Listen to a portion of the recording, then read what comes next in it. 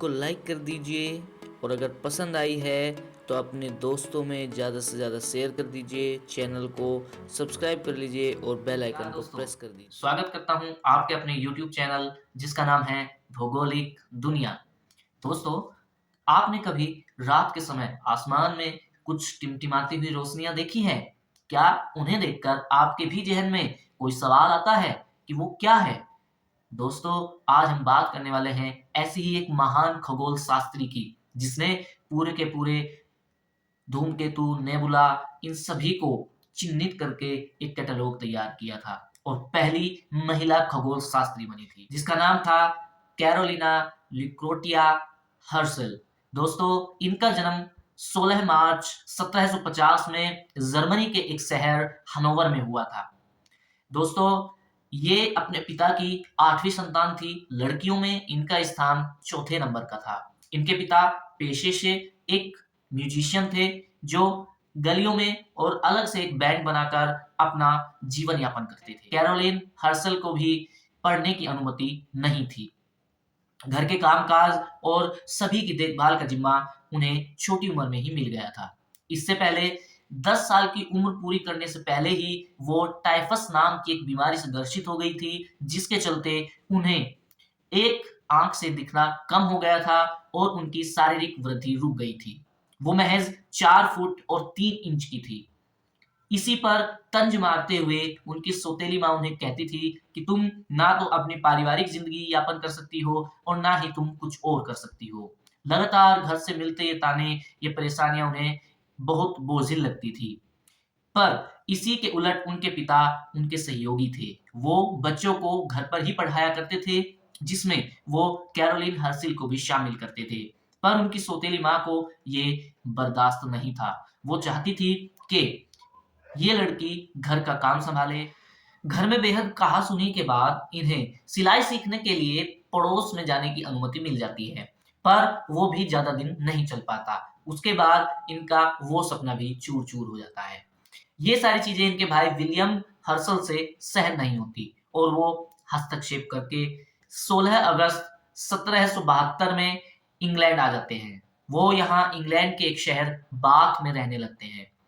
दोस्तों, William Herschel अपने पिता से संगीत का ज्ञान ले चुके थे। वो यहाँ आकर एक संगीत टीचर के रूप में खुद को स्थापित कर लेते हैं। इसके बाद इनकी बहन घर का सारा कामकाज संभालती है और थोड़ा बहुत समय बचने पर इधर-उधर घूमने जाती है। एक दिन जब वो घूमने जा रही थी, तो एक दुकान पर उन्होंने नक्षत्र और अलग-अलग तरह के इक्विपमेंट देखे, जहाँ से उन्हें पता चला कि ये सब चीज़ें खगोल शास्त्र के काम आती है।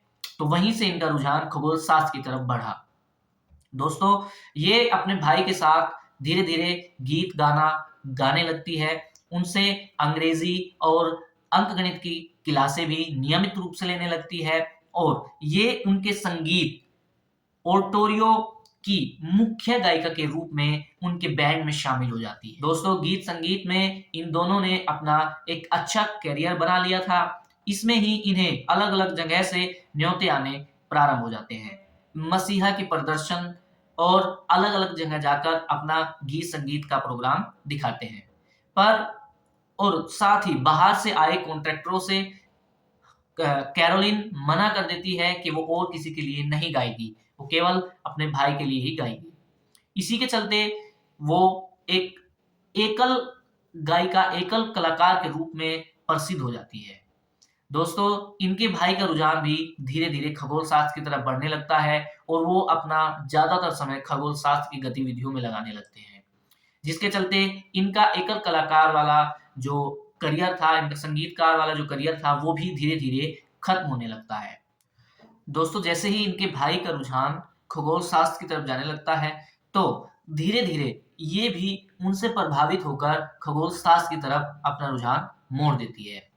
ये वहाँ उनकी सेवा करती है, उन्हें खाना बनाकर खिलाती, उनसे क्लासें लेती और उसी के साथ-साथ बाद में रात के समय जो टाइम इनके पास बचता था, वो ये कल्पनाओं में लगाती। ये खुले आसमान के नीचे जाती और वहाँ ऊपर आसमान में देखती कि टिमटिमाती हुई रोशनी क्या है, सोचती। दोस्तों, यहाँ तक इनके सामान्य जीवन के संघर्ष थे। अब वो पड़ाव आने वाला था जब ये एक वैज्ञानिक जीवन और उससे जुड़े हुए संघर्षों से रूबरू होने वाली थी। दोस्तों, 1770 के दशक में जब इनके भाई ने एक नए ग्रह की खोज की थी, तब ये उनकी हेल्परी का काम करती थी। तब ये उनके सभी साजो-सामान, सभी इक्विपमेंट की केयर टेकर थी। दोस्तों, ये बात हमें कमेंट में बताइए कि इनके भाई ने किस ग्रह की खोज की थी? और अगर आपको नहीं पता है तो हमें कमेंट कीजिए, हम उसके ऊपर भी आपको एक वीडियो बनाकर देंगे। चलिए आगे चलते हैं। 1782 में जब जॉर्ज किंग थर्ड ने इनके भाई को अपना दरबारी खगोल शास्त्री बनाने का न्योता भेजा, तब इन्होंने अंतिम बार अपना म्यूजिक प्रेजेंट किया था। उसके बाद इन्होंने अपना गीत गाने वाला करियर बंद कर दिया था, उसे अलविदा बोल दिया था। दोस्तों, 28 अगस्त 1782 को कैरोलिन की पहली रिकॉर्ड बुक प्रारंभ हुई थी, जो उन्होंने मुख्य 3 हिस्सों में लिखी थी, जिसमें पहला था धूमकेतु व उसके अभिलेख, धूमकेतु पत्र, और तीसरा था अवलोकन की पुस्तकें। इसके बाद 26 फरवरी 1783 को जब इनके भाई ने इन्हें बनाकर एक टेलीस्कोप दिया था, तब इन्होंने उससे नए-नए धूमकेतु और नेबुला इनकी खोज की थी। दोस्तों, उस रात एंड्रोमेडा गैलेक्सी जो हमारे नजदीक की गैलेक्सी है, उसी का एक साथी नेबुला एनजीसी 205, इसकी खोज इन्होंने की थी। उसके बाद इन्होंने लगातार ध्रुवीय दूरी तक तारों को देखा और उन्हें सूचीबद्ध किया, जिसे इन्होंने नाम दिया माइनिंग द हेवन। 1 अगस्त 1786 को इन्होंने पहला धूमकेतु खोज निकाला। उसके बाद 1788 में दूसरा। दोस्तों, लगातार जब ये सारी चीजें चल रही थी, तब वहां के किंग जॉर्ज थर्ड ने 50 यूरो इन्हें वार्षिक वेतन के रूप में देना प्रारंभ कर दिया। दोस्तों, वो वेतन लेने वाली और सरकारी विभाग में काम करने वाली ये उस दौर की पहली महिला खगोल शास्त्री और सरकारी विभाग की महिला थी। दोस्तों, इसके बाद इन्होंने 1791 ईस्वी में 9 इंच की एक नई टेलीस्कोप से एक अलग तरह के 3 धूमकेतु खोज निकाले। इसी के बाद इनके भाई की शादी हो जाती है और ये इनके ऊपर दोहरा असर पड़ता है, जिसमें नकारात्मक और सकारात्मक पहलू मौजूद थे। नकारात्मक पहलू ये था कि जो अधिकार इनके थे वो छीन लिए जाते हैं, और सकारात्मक पहलू ये था कि अब वो स्वतंत्र हो चुकी थी। उसके बाद उनकी प्रसिद्धि कई गुना बढ़ी।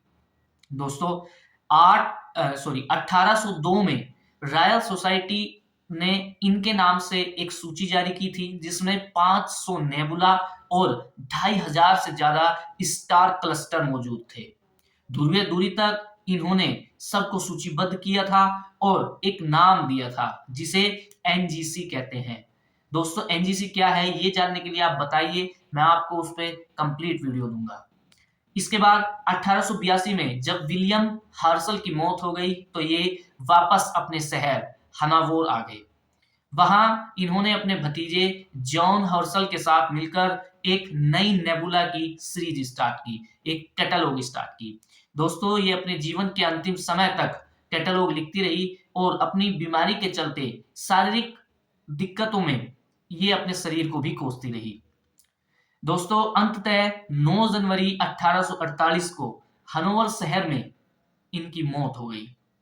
इनकी कब्र इनके इनके माता पिता और इनके भाई के बगल में बनाई गई, जिसमें इनके कब्र के ऊपर लगे पत्थर पर लिखा था कि ये आंखें जो यहाँ दफन हैं वो तारों की दुनिया में पहुंच गई।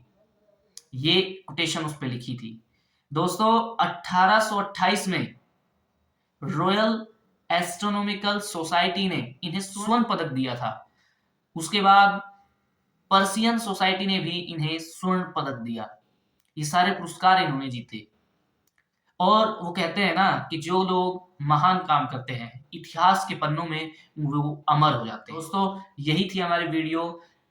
ज़्यादा से ज़्यादा शेयर कीजिए। अगर आप लोगों को पसंद आई है तो लाइक कीजिए, और मिलते हैं अगली वीडियो में। तब तक के लिए धन्यवाद।